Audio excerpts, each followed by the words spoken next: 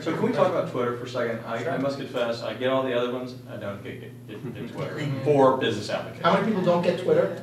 Don't understand Twitter? Don't understand Specifically for business applications. application? I know why people might follow somebody, that Lance Armstrong, because you like cycling, but I don't get. So you are going to educate the people who are your current patients' families about things that are important to them.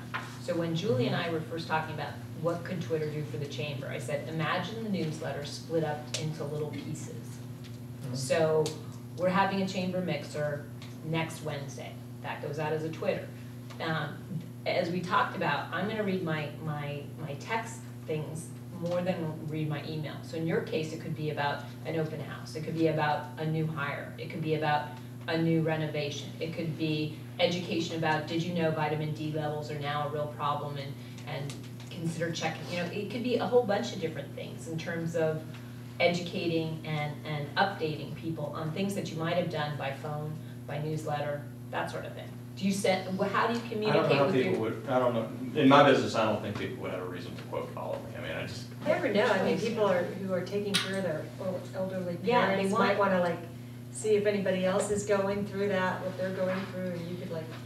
So You're never going to have Ashton Kutcher. Well, Twitter is a service you sign up, and I, again, follow people that I'm interested in, and they follow me back, or other people follow me, and it's a little bit of a different way of working where you don't have to follow the same people that follow you. It's a little less like that.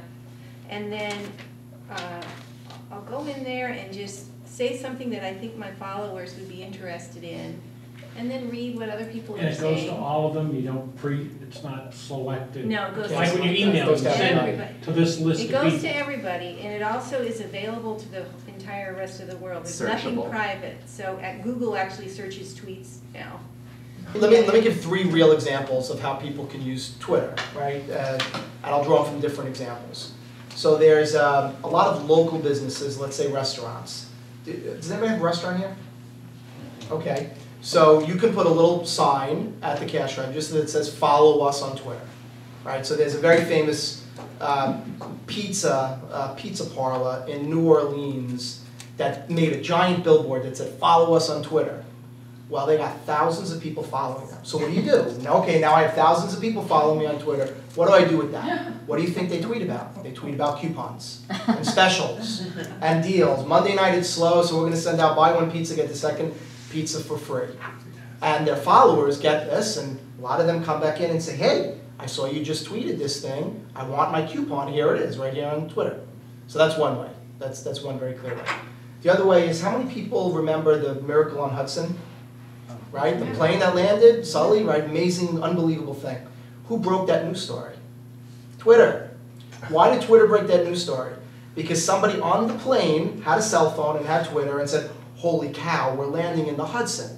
And they tweeted that. And before any news magazine or CNN or anybody had a journalist on the street, this consumer, this regular person, got this on Twitter. So one of the biggest things that Twitter has become known for is breaking news.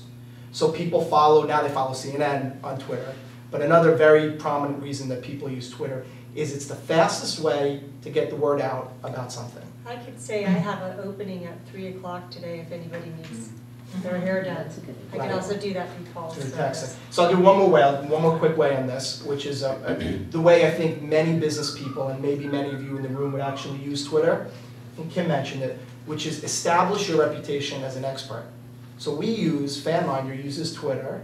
I have somebody on my team spend about 2 hours a week, and his only job, is to make 3 tweets per day. Those tweets, every single one of them, is a link to somebody else's article. Not my website, somebody else's article entirely. Now, why would we do that? We would do that because we have 1,500 people following us. And now, those 1,500 people that are following us get 3 messages a day from FanMinder about ways to help them improve their own business using social media. So over time, we've built this phenomenal reputation as a company that deeply understands social media. And all we're doing is, it's an important thing, is helping other people get to other articles that might help them do business better. And we've gotten so many customers from Twitter We had one large strategic partnership that called us up and said, we want to promote you in our call center to all the people that are calling us in, thousands and thousands of people every day, all because we send out 3 tweets a day with links to somebody else's content somewhere else out on the web. So it's a phenomenal way for you to build. Doesn't matter what business you're in. You have a reputation, and if you want to establish that reputation, you can use Twitter to establish that reputation. So, Kenneth, correct me if I'm wrong, because you set this up for me. When you first set it up, it goes out to everyone who you have on your email. How does it It work? can invite everyone. So it into invites so like in your case, it would invite every family member whose email you have. And then they either say yes or no. Okay.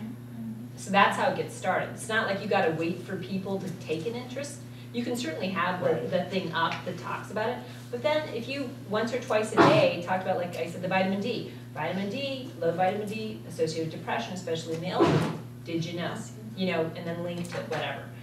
So I mean, there's a lot of ways to use it. Like Yeah. when I think about the Pinewood, I have a lot of clients that are alumni of Pinewood. I'm actually going to do one of their weddings this weekend. And she came back from where she lives in the south, and she was talking about how she went back to see her psycho basketball coach and how he's still there. And I mean, you could have like a whole alumni of old Pinewood We did. people. We because had they all an talk alum- about Pinewood all the Right, time. well, we had an alumni page, but there was an alumni managing it, and Yeah. then he didn't do a very good job, and then we were getting you like, could well, do Pinewood something. never adds me as a friend, because it was just an it wasn't a fan page. So that's why we turned to fan page, and we're actually I'm managing it, but I'm just overwhelmed with how much there is, or what you could do, and then the minimum, right, that we want to be able to. Yeah, well, following up on what you were just talking about with Twitter.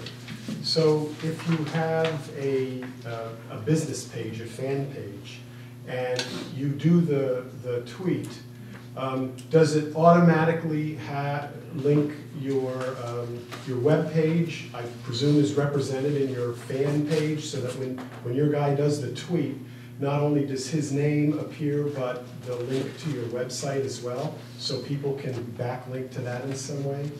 In other words, how are these connected together? So there's an application, you go to Facebook, and you download an application, you search in Facebook for Twitter client or something like that, and that will connect your Twitter account to your Facebook account. So when you go to Twitter and you create a little tweet, 140 characters of text, not only will it show up in Twitter, it will also show up in Facebook. Right, so you can go to one place, Twitter, and it'll show up in 2 different locations. If you wanted to link to your own website, Right. you have to affirmatively put in a link into that post that links people That back to cuts your out website. about 20 out of the 140. And you know, one of the best things about Twitter is brevity, right? None of us have a lot of time, so being concise about what you're trying to communicate is a good thing. When you can also do what I call sequential Twitter. So you start with a sentence, and that's the first sentence that would have been in the newsletter or in the announcement. Then you send it one right after, one after, one after. So while you're I see. limited, so I mean, you could Yeah. tell a story. Right. Hey, we're having a social media event. Come on, join us. We're here at the, so each thing can have a little, and Right. and you could either have only one that has your website on it, or you could do it with each. You can be creative. And I saw that LinkedIn has some link to blogs too, but I've never figured out if when I blog it's actually showing up there, because I don't see it. So I'm presuming it works, but I have no idea. I think that LinkedIn just launched some stuff that connects it to Twitter and Facebook, Yeah, Because it wasn't. because it wasn't up until very recently. okay. So some of these are just tech implementation details. It's the plumbing. It's, I want, every time I post, I don't have time to go to sign into all 8 of these services. I just want to post one thing from my phone and it goes to all of these. There are tools to do that, to make your life, save a lot more time. And it's just setting it up. It's not hard. And I just want to one last quick thing to your point about being overwhelmed. You got a lot of stuff to do. I don't think any of us would want anybody walking out of here thinking, oh my God, these guys just made my life so much harder. Now my head's spinning like 3 times worse than it was when I walked in. I'm sure that's true. So that's where I think it goes back to the very first thing that we talked about, which is you have to learn a little bit to understand what's the right tool for your business. Not all the tools are going to be the right tools, and we all have small businesses, so there's only so much time in a day to do this stuff. So I think it does start with that kind of, a little bit of thought up front, a little bit of knowledge about the tool, and then pick something. but don't pick it all, because nobody's gonna do all that, right?